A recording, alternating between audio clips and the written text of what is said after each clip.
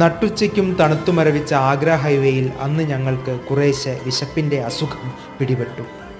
വഴിയരികിൽ കണ്ട ദേവനാരായണൻ ഹോട്ടലിലേക്ക് കയറി. ഒരു ശരാശരി മലയാളിക്ക് കൗതുകമുണർത്തുന്ന തണുപ്പിൻ്റെ കാഴ്ചകളാണ് എന്ന്. സ്വെറ്ററിടാതെ ഒരു യാത്ര ചിന്തിക്കാനേയാവാത്ത സ്ഥലം.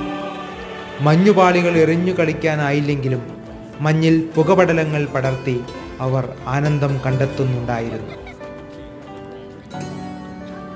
റൊട്ടി മൊരിഞ്ഞു തുടങ്ങി. നല്ല ചൂടോടുകൂടി.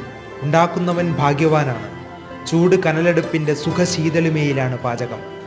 കടയുടെ ഉടമയാണോ ആവോ, ഒരു വയോധികൻ കട്ടിയില്ലാത്ത ഒരു പുതപ്പ് മാത്രം പുതച്ച് അവിടെ ഇരുന്ന് പത്രം വായിച്ച് ഞങ്ങളുടെ സ്റ്റാമിനയെ വെല്ലുവിളിച്ചുകൊണ്ടിരുന്നു.